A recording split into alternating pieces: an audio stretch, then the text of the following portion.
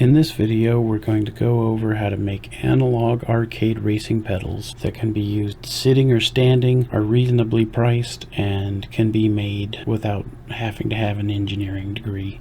First up will be a quick start guide telling you what you need to buy and how to get people up and running fast. Then we're going to go into a chapter of why I decided to build the pedals the way I went and things that you might want to look for when building yours. And then we're going to go into talking about the Arduino board, and then finally we'll get into some lengthy chapters about the scripts and why they're built the way they're built and what they do. Anyway, let's pop right in. Alright, the quick start guide. First up, you're going to need a Leonardo Arduino or other type of Arduino that can behave as a device when plugged into a computer. And second, you're going to need an electric scooter's acceleration pedal that works on a 5-volt potentiometer. When you have these items, take the pedal's power wire and add it to the 5-volt pin of the Arduino board, the ground wire to the ground pin, and then the signal wire to one of the analog pins on the board. For additional pedals, they will share the power and the ground wire, and then they'll have their own signal wire going to a separate analog pin. From the description below, download the analog serial read script. Update the parameter being passed to the analog read function to match which analog pin that you've added your signal wire to. Upload it to your Arduino and launch the serial monitor inside of the Arduino IDE. Fully depress and release the analog pedals and take note of the highest and lowest numbers that you see for later. Download the Joystick library from the GitHub link provided in the description below and install it. Also download my Joystick pedals script in the description below. Open up the pedal script and you're going to want to take the float variables for the min and max and update them to reflect what you wrote down when you were using the first script. Set minimum to the smaller number and maximum to the bigger one. These aren't surgically precise. Be sure to give yourself some dead space. I recommend somewhere between 25 and 75, adding it to the minimum and subtracting it from the maximum. And again, make sure analog read function is getting the correct analog pin. For additional pedals, unremark a section of the code and repeat the process. Upload the script to the Arduino board and you're off to the races. So one of the first things to be aware of when you're building these is that these scooter pedals, the potentiometer on them is running along this long magnetic metal strip that extends down from the pedal, and basically when you push down on the pedal, that strip's got nowhere to go except past the base of the pedal. So yeah, when you press down on this thing, it like sticks down out of the bottom. So however you're gonna mount this thing, you're gonna have to mount it around that fact. Fortunately, if you find that the pedal is comfortable at the same angle that I found it to be comfortable at, then it's pretty much not going to be a problem because you're going to be tilting this up and it's going to have enough clearance just based on what's more comfortable. While these things aren't the most accurate and the way the potentiometer part comes out when you press down on it is obnoxious, I still just couldn't find a better value basically than this. I was playing around with rotary and slider potentiometers and just what would have needed to be done to engineer a nice precise pedal that could go up and down and just be read by the potentiometer. It just wasn't coming in at any cheaper than the cost of this thing showing up already pre-built, which at the time of this video, these run maybe around $15 to $18 online between maybe eBay and Amazon. Pairing it up with one of those Micro Pro Leonardo Arduinos for about $7, and then a few bucks of wood. Keeps this at what I feel is a pretty good price point for emulators.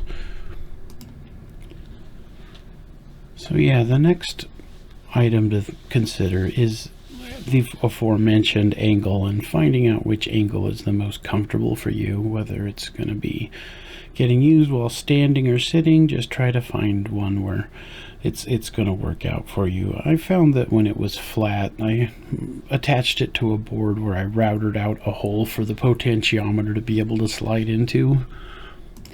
That basically, while using it while standing and having it lay completely flat, I felt like I had to kind of lean forward to really get that sensation that the pedal was all the way down, really getting the pedal to the metal, or in this case the plastic pedal to the plastic base.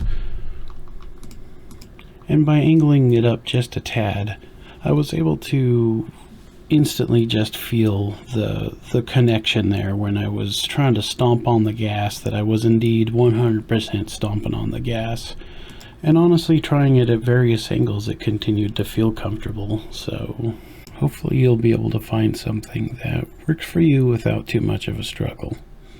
When it comes to actually screwing this pedal down, mounting it onto whatever you're choosing to mount it onto, if you're doing it the way that I'm doing it, where it's up on a piece of wood, the front of it's like sitting on a higher up piece of wood, then when it comes time to screwing it down, there's a center hole that already exists underneath of the pedal. You unscrew the pedal and you fold it back and you get to that hole, and you will probably like bend the pedal a little bit as you screw it down, and just the way it kind of settles in, that might be the only screw that you need to actually screw it onto. I didn't really realize it at the time that I was doing it, that it was going to only need to be that one screw, but for this video's sake, and just also for the sake of having it be as rugged as it can possibly be, there are 2 more screw holes that I went ahead and utilized. I guess they're more just kind of like half screw holes. They're you can see them from below here, and then I had to finish drilling them out, and I also widened them up at the top to accommodate the screws, so just to make sure that the pedal can go all the way down. And in fact, I also cut away at the pedals, which was pretty easy to do, just to really make sure that the fact that those 2 screws were not going to keep this pedal from getting pushed all the way down. And I also cut a notch out of the side of the bottom so the wire could come out and the base still be flush up against the wood. And that's pretty much wraps up my thoughts on the physical build for this thing. I went ahead and just put it on a length of wood and built a little box that could shield the Arduino board while keep the wiring nice and organized. And then I do like USB-C plugs, so I use a little plug insert that works for that. Alright, let's talk Arduino boards. First up, not all Arduino boards can behave as a device when plugged into a computer, so make sure you get one that can. I'm using the Leonardo style ones. Official Leonardo ones range above $20. You can find ones that are off-brand replica types that are cheaper than that. I'm using a Micro Pro that cost me about $7 when I'm making this video. One thing to just keep an eye on is that not all of these have the same number of analog inputs. So if you're planning on running a bunch of pedals and other analog things off of one Arduino board as a joystick setup, make sure you're getting one that's got enough analog pins to go around. Next thing to consider when getting one of these Arduino boards is to just make sure that the state that the headers come in, or the lack of headers where it's just the holes, is something that you want to deal with.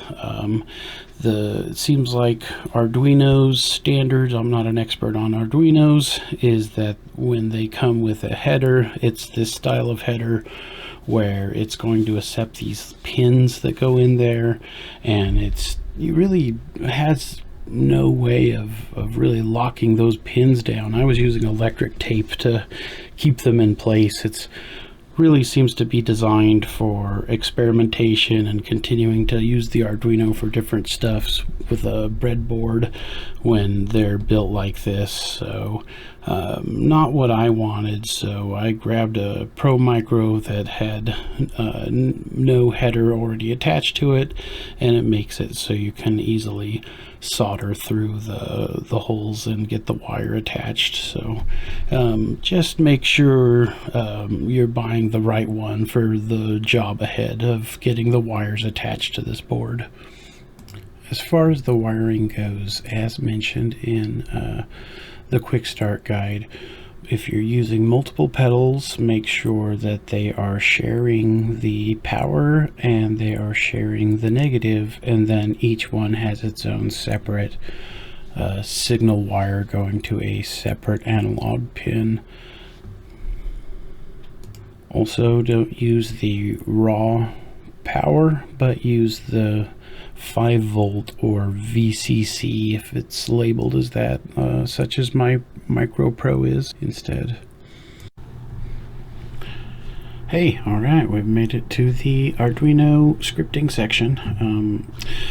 First things first, you need the Arduino IDE if you don't have it, so you need to head to Windows Store if you got a modern copy of Windows, or just head to Arduino's website and you'll be able to pick it up. We're going to be dealing with 2 scripts, and here is our first one. Here is a couple of things. I'm no Arduino expert, that's for sure, but if you click on Tools up here, Board, make sure we've got Arduino Leonardo set, or if you know that you've got a different one that still works with those, the ability to also come back as like a device plugged into Windows and whatnot. Go ahead and just pick whatever the right one is. Over here, right below it, we've got our port. Sometimes it figures it out, sometimes it doesn't. You can know for sure by clicking on whatever COM number you've got it plugged into. Anyway, here's our first thing that we're going to be doing. What the point of this script is basically those electric scooter pedals. You know, they are supposed to send a signal from their potentiometer of 0 volts to 0 volts at when you aren't pressing the pedal at all, and then 5 volts all the way when the pedal is pressed all the way. In reality, they aren't some perfectly designed little items. Instead, they send back voltages in between those. Like basically, instead of starting at 0, it might start at like 1.2 volt, and instead of going all the way to 5 volts, it only goes to like 3.8 or like 4.1.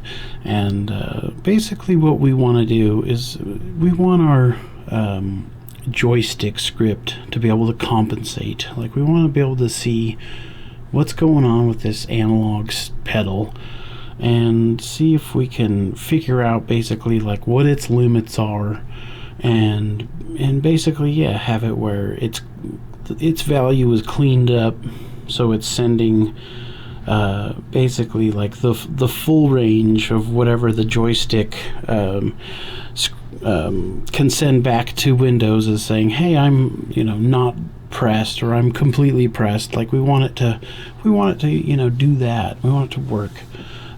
fully. So what this little script here does is, if you're completely new to Arduino, void setup gets run once when the Arduino starts getting ran.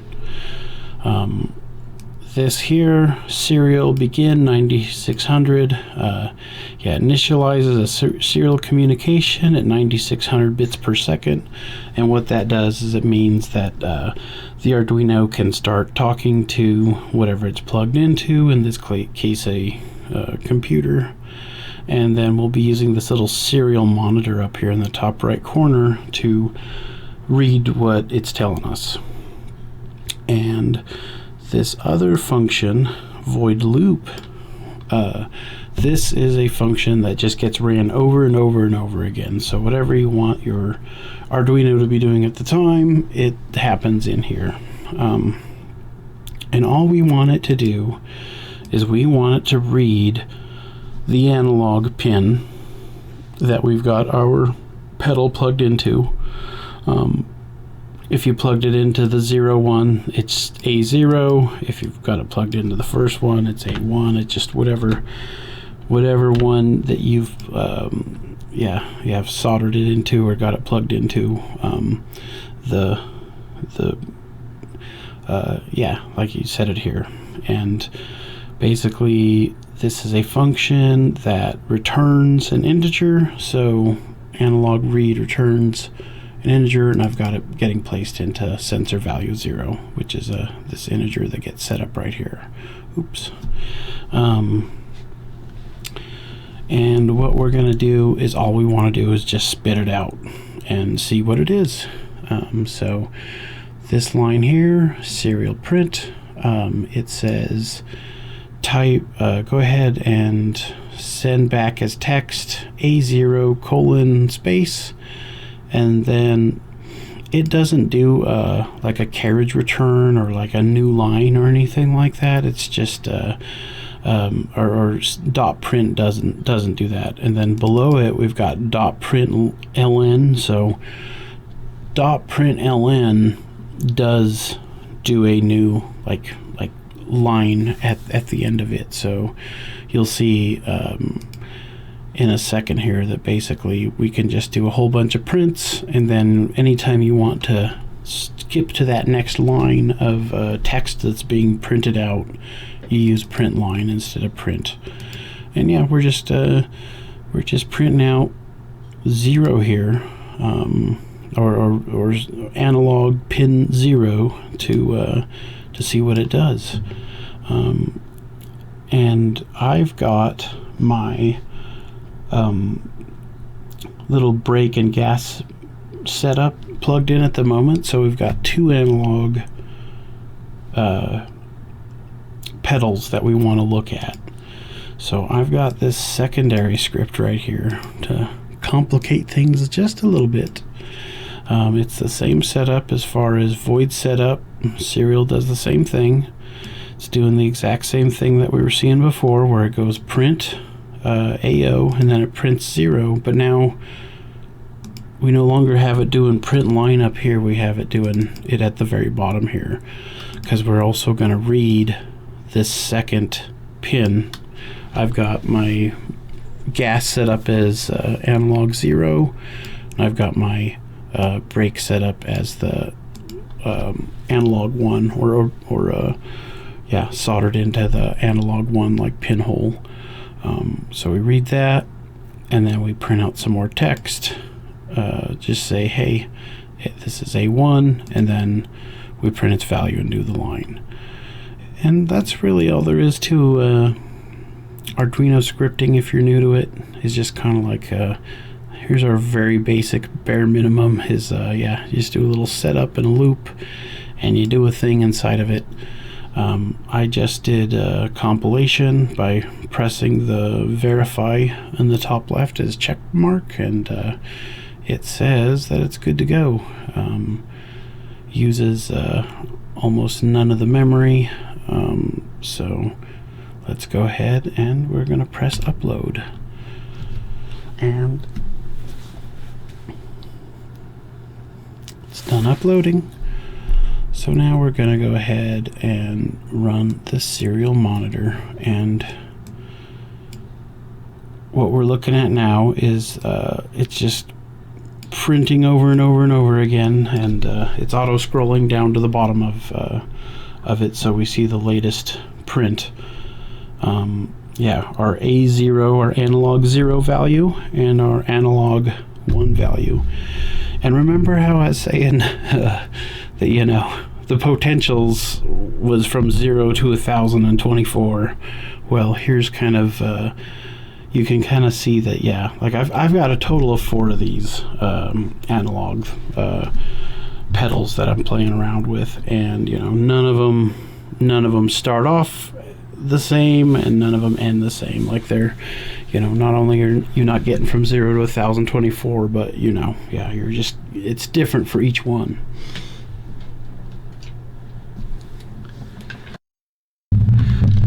If you watch analog 0, you can see, oops, I'm pressing the wrong one. If you watch analog 0, you can see I'm starting to press it down, and yeah, as I'm like slowly pressing it, it starts like moving up and down the value. And when I press it all the way down, it says about 870. So yeah, letting it go is around 230. Pressing it all the way is 870. And over here on the brake, we've got 300. And pressing it all the way down is like 870. So I'm going to write these values down, and I'm going to use them in my actual script, and you'll see how once we get in there. But yeah, like basically we're going to have it where we're kind of using like these values to kind of decide like how far the pedal has been pressed before we like hand off that information to like the joystick library. All right, on to this second script. First things we're going to want to do is get ourselves the joystick library. I'll have a link in the description or what have you to get you here. And really all you got to do is just go ahead and just go click on this code button, download zip, and yeah, I've already grabbed it a couple of times, so you can see it up there. But anyway, what you need to do is in your downloads, open up that zip, go into that folder. Now we have Joystick, Joystick 2, and Joystick 3. If you really only need Joystick, go ahead and just grab that if you want to. What Joystick 2 and Joystick 3 do is they allow one Arduino board to behave as 2 or 3 joysticks. So that's a pretty sweet setup. Maybe if you're making like a big joystick that is for 2 players, and it's just going to run off of one Arduino, you can utilize the code inside of Joystick 2 to do exactly that. Pretty rad. But yeah, we're gonna go ahead and just kind of grab all 3. It doesn't and just say copy, and where we're gonna want to stick this is under documents. There will be an Arduino folder, and within that Arduino folder is libraries. Yeah, so we just paste that in. That's where it's going to look for these include type libraries. Yeah, this is how it works for Windows. Unfortunately, I don't really know how it would work for Apple. Basically, you just will have to look up yeah, where it stores the libraries, and just try to get these folders on in there. Because yeah, that's the very first line of the script that we are working on right now is include joystick.h, and that affords us all the functions that we're going to need basically by installing the script that we have here that says include joystick.h. It's going to make the Leonardo Arduino behave like a joystick when it's plugged into Windows. I'm not sure if it behaves that way when it's plugged into Linux and other things. Unfortunately, I'm just Windows centric, so I just know what this does for the Windows. Yeah. Setup. We this time we just need to get the joystick library initialized, and it's as simple as just typing joystick.begin gets you your joystick all set up in setup function. Moving on to the void loop, I've got these three lines here. What those little double quotes, like if you're not familiar with scripting at all, these little these little double slashes, what they do is they turn the line into a remark line, and what that means is that it's just for human eyeball consumption. It doesn't try to get compiled, or it doesn't try to get ran as like a script or anything. It just doesn't do anything. It's just kind of for explaining stuff. And yeah, so the joystick, the Leonardo, when it's plugged in and behaving as a joystick, it's going to have an X, Y, and Z analog axis. It's going to have X, Y, and Z rotations for those axes as well. And it's also going to have two more analog options that are called throttle and a rudder. The way we set up the analog X, Y, and Z's is through joystick.set x-axis or y-axis or z-axis.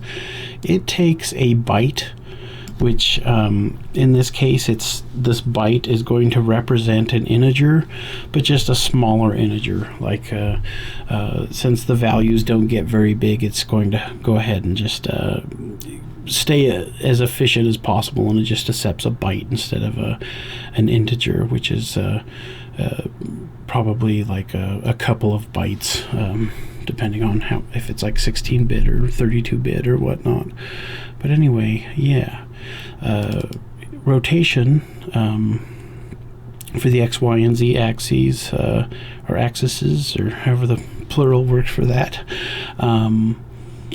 You use set x-axis rotation, and this time it uses a integer instead of the byte.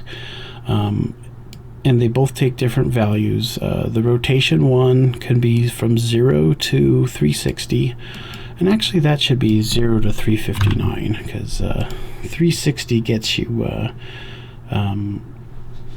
basically completely rotated back to like your initial position, which is like the absolute worst thing for a gas or a brake, is to have it where when you've stomped on it 100%, it's now saying it's back to 0% being pressed on. And then finally, throttle and rudder, which is the ones I was using just because they got those names. They also use an integer. The value can range from 0 to 255, and the way you set those is by using joystick set throttle or joystick set rudder. So let's go through what this code does, shall we? Int sensor value. Setting a value, or setting a variable named sensor value.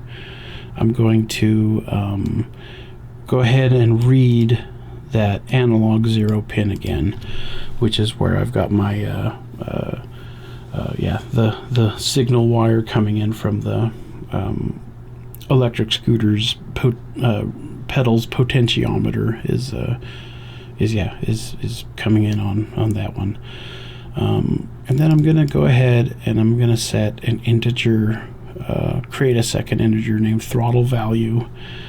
And and that's going to be basically the adjusted value, because as we saw from the first script, we've got all these different kind of potential mins and maxes that aren't just from 0 to 1024 as they would be in like a perfect world for the potentiometers.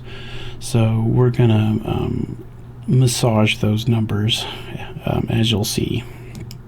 And to help us massage those numbers are these two variables, analog zeros min and analog zeros max. I had them set to different values as I was dealing with another one of my pedals, so yeah, we're gonna update it to the gas pedal values that we were seeing earlier in this video, which I've got conveniently written down right over here. So oops, here we go. 225 and 870 would be the absolute maximums. But here's the thing, is I'm not exactly sure the math of it. It's probably like the shape of like sinusoidal waves or whatever it is. When you depress this pedal, you're getting a bit more of the number change at the very beginning of when you start to press the pedal, and at the very end of the pedal. So it's like if you travel like a centimeter of downward on the pedal, if you're in the middle of, if you're right at 50% of having pressed this pedal down, like moving at a centimeter is going to cause the number that it's receiving to change to increase in a smaller amount than if it was like right at the beginning or right at the end of the pedal. And I know that's kind of like a weird like explanation and thing or to think about or whatever, but even without that, we're making this like arcade setup that we want accuracy, but we also just want it to basically to be 100% when it's supposed to be 100% and 0 when it's supposed to be 0. We want when we're playing games like Super Off-Road and things like that, like and people are pressing down on this, we want them to, even if they haven't mushed it exactly 100% of the way down, if they're at like 97% of the way pressed, like we would like it to just have been following what is probably their intent, which is like 100%, like these are not pedals for like project cars racing simulations, so ultimately, like what I want to do with it is I want there to be like a little bit of space there where it's like if you've ever so slightly pressing the pedal down, then let's pretend like you're not pressing the pedal, and if you've got it 95% of the way down, let's just say that it's all the way down, just to kind of help, I think, the arcade experience, and just the fact that these aren't like super duper accurate, when you pull them all the way up, sometimes it says 222, sometimes it says 223, so I just want to give like a threshold. So instead of like having this be 225, I'm actually going to have it be 275. And then instead of this here at 870-ish, I'm just going to go ahead and bump it down to 800. And that just gives me a little bit of threshold, which is just what I want. And you know, you may want to do it a little differently than me. You might want to have it where it's just like right up against the wall, so you can have that biggest range possible, and have it where it's like as accurate as it can be, and as like the second you like start to press that pedal, you know, like you're potentially telling it, yeah, I want the car to move, you know, 1 mile an hour or whatever. Like it depends on the game, you know. For me, this is really going to be like for arcade games. Like, so yeah, now that I've over-explained the crap out of just kind of my philosophy of, yeah, where to set those values, let's move on to the actual code, shall we? So yeah, sensor value is what the analog read has given us, and what we've got here is we've got a little piece of code that says, hey, if it's equal to or below my minimum that I've set, you know, right up here, let's go ahead and just say throttle is at 0. And on the other end of it, if it's above that maximum, let's go ahead and just set it to 255, which you'll remember up here we have yeah, throttle and rudder's minimum and maximum is 0 to 255. And if neither of those conditions are met, go ahead and run this piece of code.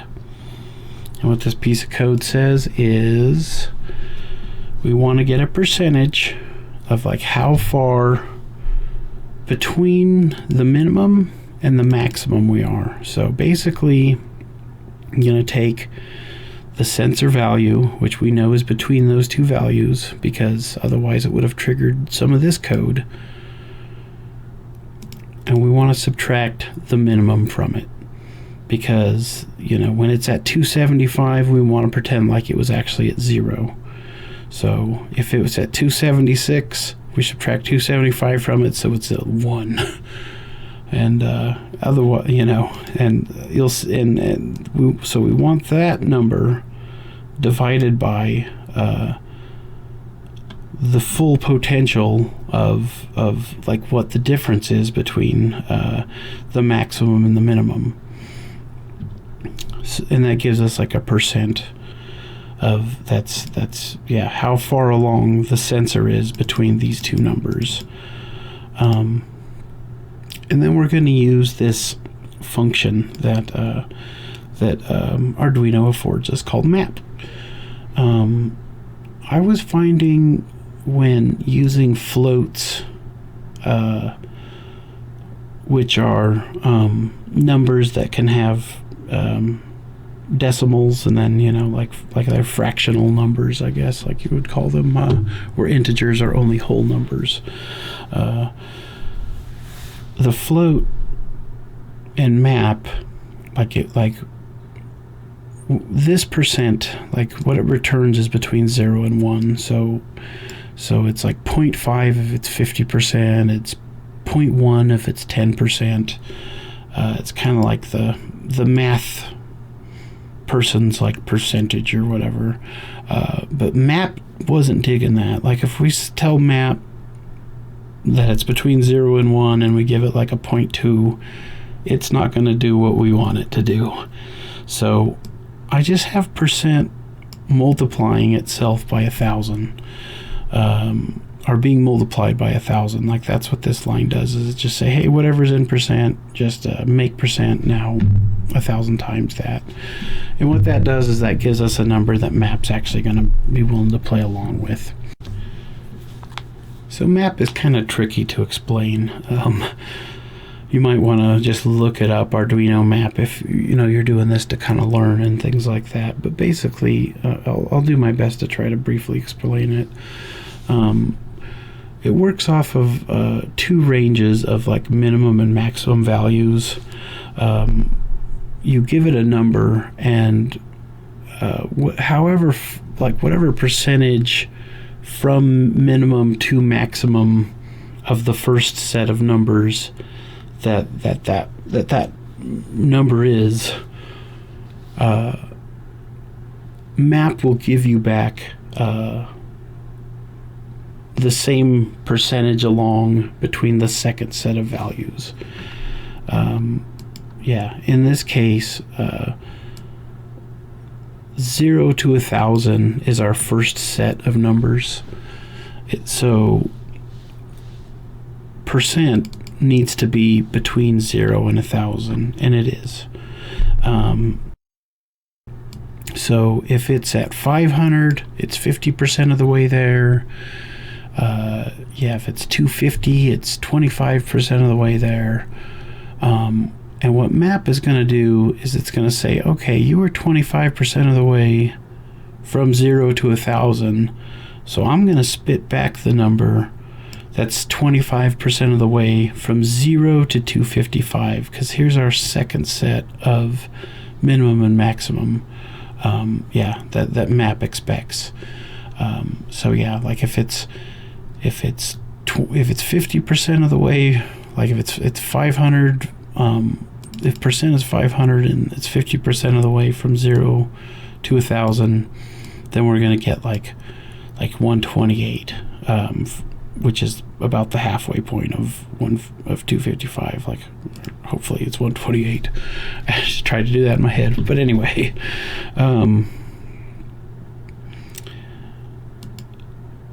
yeah, that's covers our three potentials.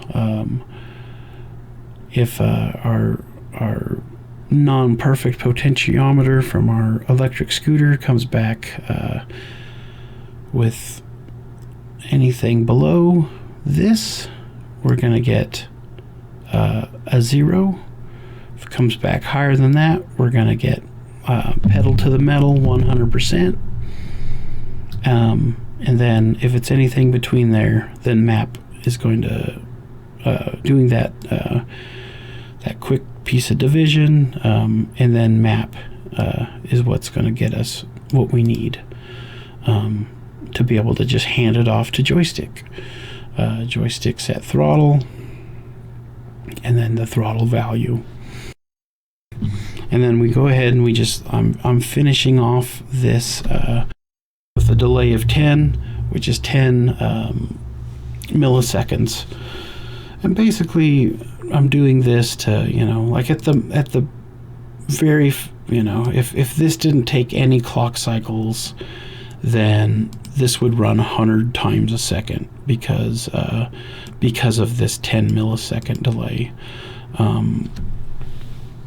Because I just didn't, I don't really know how that works as far as you know, like a USB like standard of like how often it's supposed to update, like to tell Windows, you know, hey, I'm a joystick and I'm now in this position or that position. You know, I didn't want to set it to too few of an updates. I didn't want it only updating like 20 times a second, but I don't know, I felt like 100 minus the clock cycles of you know, or a little bit of math, like was probably enough for, you know, these games that all run at like 60 frames a second. It felt like this should be like a nice balance where, you know, we're not trying to have the Arduino like update some kind of joystick driver like, you know, a million times like a second. Like I don't think that like that might work, but yeah, like normally hardware is kind of expected to not run on that level.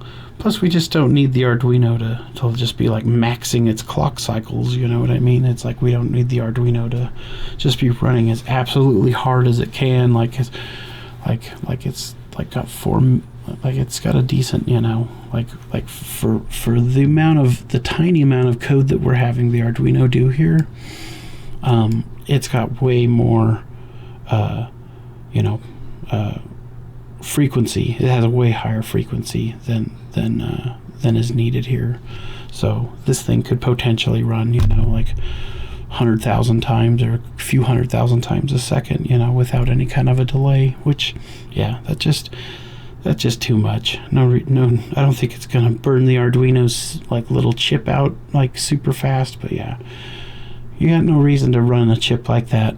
Let's not run the chip like that, you know. So yeah, a little 10 millisecond delay makes it where, yeah, we're running it we're updating it, you know, somewhere between 80 and 100 times a second, I'm guessing, you know, just because the little amount of clock cycles it takes to do this stuff.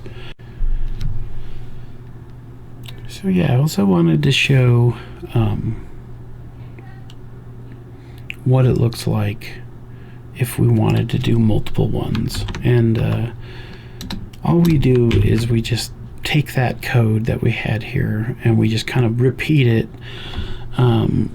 We're going to have to rename some of these variables to just make sure that, they're not being repeated. So yeah, going through it real quick and updating like what a second one would look like. We'd go sensor value 1. We're now going to read, you know, like my brake is set up to the first pin, or the second pin, which is labeled 1 because it's 0 based.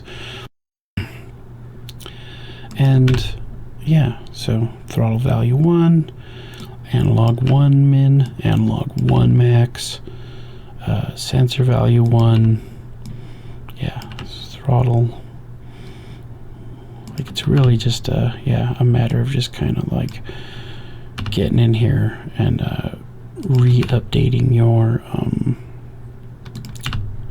variable names. I don't have to update this one again because, see, it's created inside of these brackets. So when that happens up here, like, this gets disposed of. So by the time we're down here, it's not getting like we don't have to worry about it as it gets recreated and as it got thrown away up there. But finish this up. 1 1.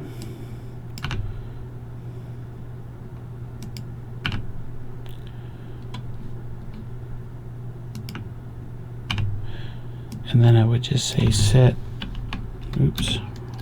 rudder, and last but not least, just deal with the fact that the min and max that brake had was different than this one. Like, it had the same max, so we'll just leave that at 800. But we'll deal with that atrocious min there. Is maybe just putting, I don't know, maybe 375. We'll call that good.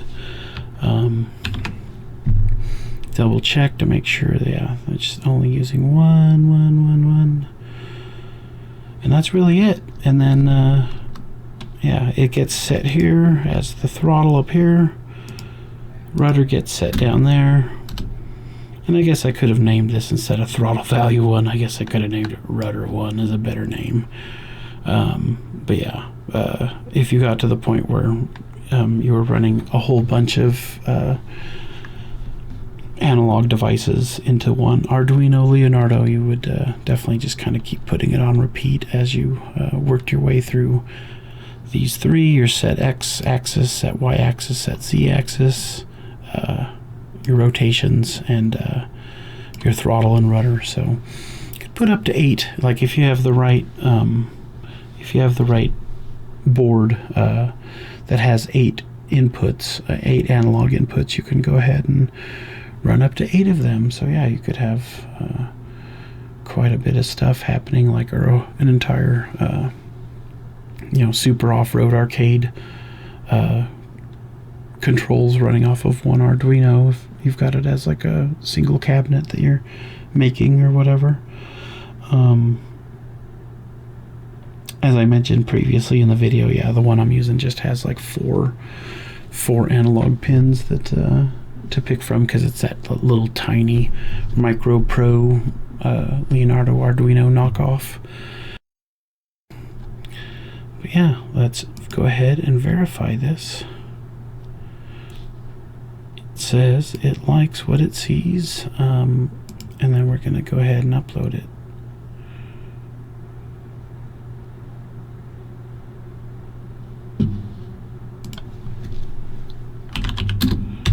Going into the USB game controllers, this is where Windows lists out your controllers and lets you, you know, calibrate them and things like that. I'm going to click on properties here. Here is our, oops, oh no. Here is our throttle, and here is our rudder. And I'm going to go ahead and press down on the gas. And look at that. We got ourselves some nice throttle, and same thing with the rudder. As you can see, yeah, I guess you, as you cannot see, you can't really see like how far I'm pressing the pedals, unfortunately. But yeah, like it's doing exactly what you would think, you know. Like I'm just like starting to barely press on the gas here, and you're getting a little bit, and you know, continue to press it down, and it just like goes ahead and it shows us that full thing. There are ways to yeah, to calibrate analog at the Windows level if you need to, but the way that we did like the min and max thresholds inside the code made it where hopefully you don't have to do that, you know. Was the kind of the desired effect there, was to not have to worry about like calibrating this like piece of hardware every time we plug it in to just play some Spy Hunter or play whatever we're playing, you know. And yeah, like both are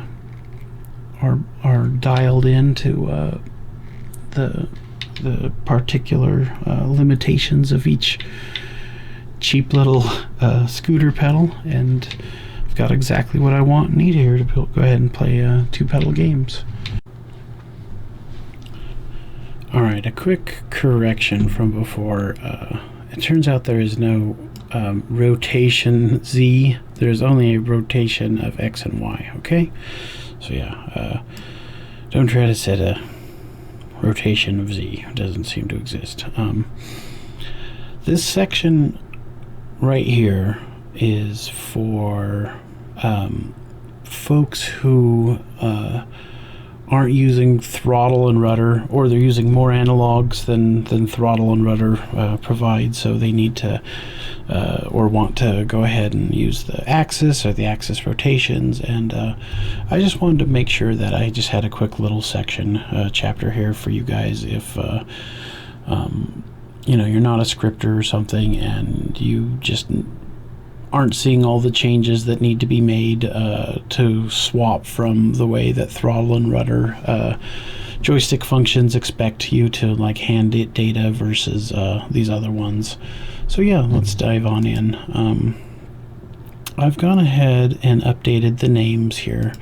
I've got this named better, so it's now sensor value 0. It's just more descriptive to match the fact that we're reading the 0 pin of the analog. So we're going to use the Y axis to be our gas, so we've updated the name of this integer variable to just better describe that. The changes that we have to make is largely, or almost entirely, the fact that analogs expect a 127 to, or from negative 127 to positive 127. And so speaking of which, you can even update these to this to a byte. Yes, so what we're doing now is if the sensor value is below our minimum, which stays the same, we want it to now be negative 127 instead of 0, which was what throttle and rudder wanted. And if it's above the maximum, then we want it to be positive 127. And if it's in between those values, then we want to go ahead and use our map again. The percentage is calculated exactly the same as before. 0 to 1,000 stays the same for map. The part that changed was instead of going from 0 to 255, we're matching that negative 127 to positive 127. And then we call the right function, set y-axis. And now for brake, we've got our sensor value 1, our rotation. We're going to go ahead and use rotation Y for the brake. We're doing the same thing again, except instead of 0 to 255 or negative 127 to positive 127, we're doing 0 to 359 this time. Yeah, so if it's below the minimum, we're going to set her to 0. If it's above the maximum, go ahead and set it to 359.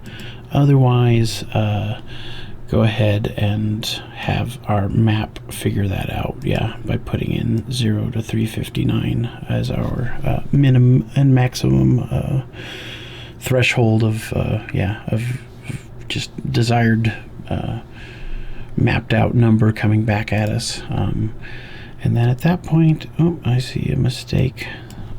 I was trying to do the rotation Z that did not exist. So yeah, there's that last little fix there, and Joystick is setting the Y-axis rotation for us there. Verify. Looks good. Upload. Done uploading.